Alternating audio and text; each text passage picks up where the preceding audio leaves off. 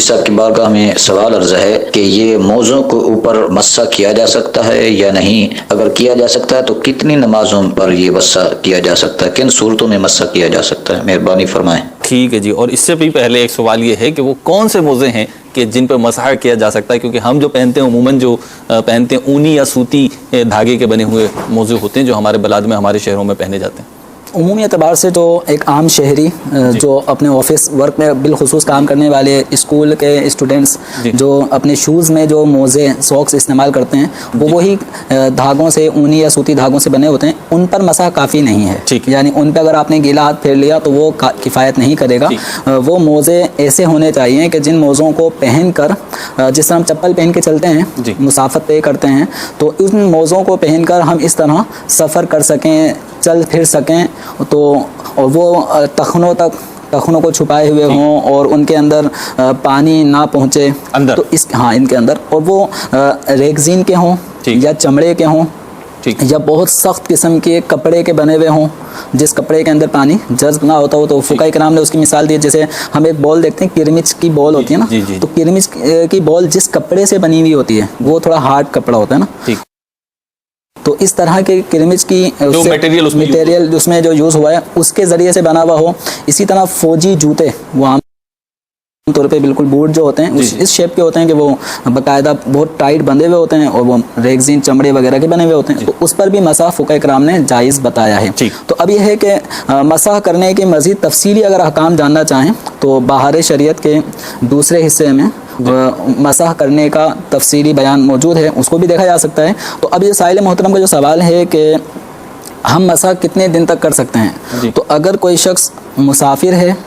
تو مسافر 3 دن 3 رات تک مسح کر سکے گا اپنے موضوع پر، اور اگر وہ مقیم ہے، اپنے شہر میں رہ رہا ہے، اپنے وطن میں رہ رہا ہے، تو اس مقیم شخص کو 24 گھنٹے تک کی رعایت ہے۔ اب یہ کس طرح سے مسح کرنا ہوگا اور کب سے کب تک مسح کا ابتدا اور انتہا ہوگی، تو اس کے لیے سب سے پہلے آپ کو نارمل جس طرح وضو کرنا ہوتا ہے اس انداز میں پہلے آپ وضو کریں گے۔ وضو کر لینے کے بعد اب آپ نے یہ چمڑے کے موزے، یہ عام طور پہ فیضان مدینہ، باب المدینہ میں جو دکانیں ہیں ادھر بھی عام طور پہ دستیاب ہوتے ہیں اور آپ کو مختلف مارکیٹس کے اندر یہ مل بھی جائیں گے، تو ان موزوں کو پھر آپ پہن لیں، وضو کرنے کے بعد پہن لیں۔ اب وضو کرنے کے بعد جب بھی وضو ٹوٹنے کا عارضہ لاحق ہو، مثال کے طور پہ ابھی ہمارا سلسلہ 8:30 بجے شروع ہوا، تو اگر کسی نے عشاء کی نماز پڑھنے کے بعد وہ وضو یعنی عشاء کی نماز اس نے باوضو پڑھی ہے اور اس نے موزے بھی پہن لیے ہیں، نماز بھی پڑھ لی ہے، اب اس کا وضو اگر 9 بجے کسی بھی وجہ سے ٹوٹتا ہے، تو اگر وہ شخص مقیم ہے جیسے باب المدینہ کا کوئی رہائشی ہے، تو آج 9 بجے سے لے کے اگلے دن رات 9 بجے تک یہ 24 گھنٹے کا اس کو ٹائم پیریڈ حاصل ہے۔ اس میں آئندہ جب یہ وضو کرے گا تو وضو کرنے میں اس کو یہ رعایت حاصل ہے شرعی حوالے سے کہ یہ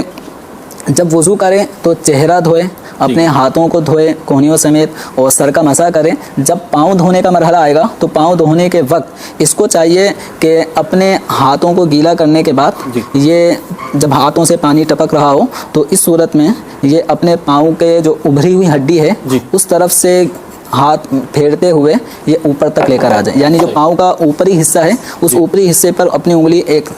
یوں ہاتھ پھیر لے گا، جی اپنا جیسے یوں تصور کر لیں یہ پاؤں ہے، تو یوں ہاتھ پھیرا، تو اس طرح جیسے پاؤں ہے تو اس طرح سے یہ پھیر لے اوپر تک، سیدھے ہاتھ سے سیدھے پاؤں، الٹے ہاتھ سے الٹے پاؤں کا مسح کر لے۔ تو اب اس کے لیے پاؤں دھونے کا جو فرض تھا نا یہ مسح اس کے قائم مقام ہو گیا۔ اب اس طرح یہ ظہر میں وضو کرے، عصر میں، مغرب، عشاء میں وضو کرے، 9 بجے تک اس کو یہ رعایت حاصل ہے کہ جب بھی اس کو وضو کرنے کا موقع ملے گا تو اس وقت یہ وضو کے دوران پاؤں دھونے کے بجائے مسح کر لیں۔ اچھا موزے اتارنے نہیں ہیں، اب ان کو گرمی لگ رہی ہے، انہوں نے اپنے وہ چمڑے کے موزے اتار لیے، اب یہ کہیں رات 9 بجے تک تو ٹائم دیا تھا، تو موزے اگر آپ نے پاؤں سے اتار لیے تو آپ کا اب یہ مسح ختم، اب وہ جو ڈیوریشن تھا وہ پورا ہو گیا، وہ ختم ہو گیا۔ اب آپ دوبارہ پہن بھی لیں گے نا تو دوبارہ پہن کر آپ مسح کرنا چاہیں گے نہیں کر سکتے، اب آپ کو پاؤں دھونے پڑیں گے، یعنی اب جب آپ وضو کریں گے تو پاؤں دھونے پڑیں گے۔ اچھا یہ بھی کہ موزے اتار لینے سے کیا وضو ٹوٹ گیا؟ ایسا نہیں ہے۔ اسی طرح جو ہم نے 9 بجے کا ٹائم بتایا ہے تو 9 بج گئے، 24 گھنٹے پورے ہو گئے اور ان کا وضو نہیں ٹوٹا، ایکسپائری ٹائمنگ آ گئی نا، تو ان کا وضو نہیں ٹوٹا، وہ مسح کا ٹائم پورا ہو گیا۔ اب ان کو یہ کرنا ہے، اب جیسے نماز پڑھنا چاہ رہے ہیں اور وضو نہیں ٹوٹا تھا، ایک دن پورا ہو گیا مقیم شخص کے لیے، تو اب اس کو چاہیے کہ اپنے موزے اتارے اور پاؤں کو دھو لے، ٹھیک ہے. کیونکہ پاؤں رہ گئے تھے جن پہ مسح کیا تھا, مسح کا ٹائم پورا ہو گیا تو گویا پاؤں دوبارہ بغیر دھلے ہو گئے. تو اب یہ پاؤں دھو لیں کیونکہ بقیہ 3 اعضاء کا تو عمل ہو چکا تھا, چہرہ بھی دھل چکا تھا, کونیوں سمیت ہاتھ بھی دھل گئے تھے, سر کا مسح بھی ہو گیا تھا, وہ بھی برقرار ہے. صرف پاؤں کا مسح ختم ہوا ہے تو گویا پاؤں ابھی بے دھلے ہو گئے. تو اب یہ صرف پاؤں دھو لیں, ان کا وضو مکمل ہو جائے گا, دوبارہ یہ پہن سکتے ہیں. اور اگر کوئی مسافر ہے, مسافر شرعی ہے, تو وہ 72 گھنٹے تک اس طرح کر سکتا ہے. اور اس حوالے سے اگر تفصیلی احکامات جاننا چاہیں تو بہار شریعت کا مطالعہ کیا جا سکتا ہے, حصہ دوم میں اس کا تفصیلی بیان موجود ہے. ٹھیک ہے, کافی ڈیٹیل معلومات ہو گئے. مختلف ایک دو جو ہے وہ مختصر جوابات اس کے حوالے سے ارشاد فرمائے گا کہ ایک تو یہ کہ جو موزے پہن رہا ہے اس کے لیے مجبوری ہونا ضروری ہے, جیسے ٹھنڈ ہے یا کوئی ایسی بیماری ہے کہ جس میں پیر دھونے میں پرابلم ہوگی تو وہ پہنتا ہے, یہ ضروری ہے یا بغیر عذر کے بھی موزے استعمال کیے جا سکتے ہیں؟ اس کے لیے عذر ہونا کچھ ضروری نہیں ہے, اس کے لیے سفر میں ہونا کچھ ضروری نہیں ہے, پاؤں کا پھٹنا کچھ ضروری نہیں ہے. لیکن عمومی طور پر موزے پہننے کی جو حاجت پڑتی ہے نا وہ سرد علاقوں میں یا سردی کے موسم میں جس کی ضرورت پڑتی ہے کہ پاؤں دھونے کی وجہ سے پاؤں پہ پانی لگنا وہ ایک بچت کی صورت ہے, تو وہ پاؤں کو نقصان پہنچنے سے کی صورت بنتی ہے. تو اس پاؤں کو نقصان سے بچانے کے لیے موزے پہن کے اپنے پاؤں کو محفوظ کیا جا سکتا ہے. ٹھیک ہے, کافی ڈیٹیل سوال اور جواب آ گیا ہے, اور امید ہے کہ مدنی چینل کے ناظرین میں سے بالخصوص جو ٹھنڈے علاقوں میں رہتے ہیں کتنوں ہی کے لیے شاید یہ نیا مسئلہ ہو تو یہ سیکھ لیں. اور جیسے مفتی صاحب نے فرمایا کہ اس کے تفصیلی احکام بہار شریعت میں موجود ہیں, وہاں سے بھی سیکھے جا سکتے ہیں. دوسرے حصے میں غالباً مفتی صاحب جی دوسرے حصے میں موجود ہے. اگلی کال دیجیے. جی صاحب کی بارگاہ میں میرا سوال یہ ہے کہ ہم لوگ دیہات جاتے رہتے ہیں, گاؤں, تو وہاں پہ جب جاتے ہیں تو اپنے رشتے دار ہوتے ہیں جو غیر محرم ہیں وہ آ کے ہاتھ ملاتے ہیں نا, اگر ان سے نہیں ملاتے تو وہ طنز کرتے ہیں, پتہ نہیں کیا کیا بولنا شروع ہو جاتے ہیں, اگر ملتے ہیں تو گناہگار. میرا سوال یہ ہے کہ کیا دستانے پہنے ہو تو ہاتھ ملا سکتے ہیں یا نہیں؟ اچھا, ایک تو محرم عورتیں, غیر محرم عورتیں, تو غیر محرم ان عورتوں کو کہا جاتا ہے کہ جن سے کسی بھی آدمی کا نکاح جائز ہوتا ہے, جیسے کزنز وغیرہ ہو جاتی ہیں, تو چچا تایا زاد وغیرہ, ماموں خالہ زاد جو بہنیں ہیں یہ. اب ان کا سوال یہ ہے کہ ان سے نکاح نہ کرنا ہو تو پھر نہیں, نکاح کریں نہ کریں, اصل یہ ہے کہ ان سے نکاح جائز ہو, یعنی کرنا چاہے تو نکاح کوئی شرعی رکاوٹ نہیں ہے, نکاح ہو سکتا ہو. تو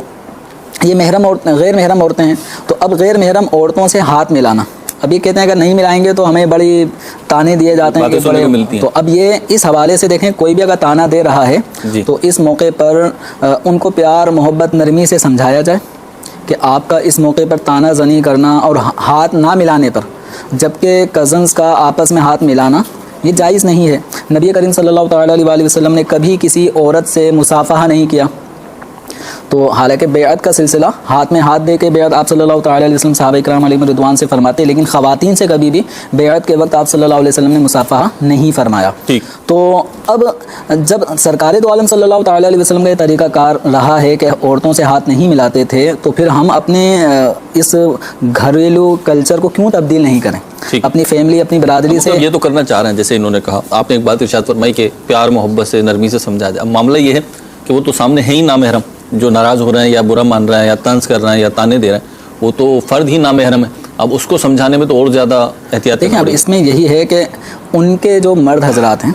ٹھیک ہے, اگر ان کے مرد حضرات کے ذہن میں یہ بات ڈالی جائے کہ یہ جو کلچر ہمارے خاندان میں کریٹ ہو چکا ہے.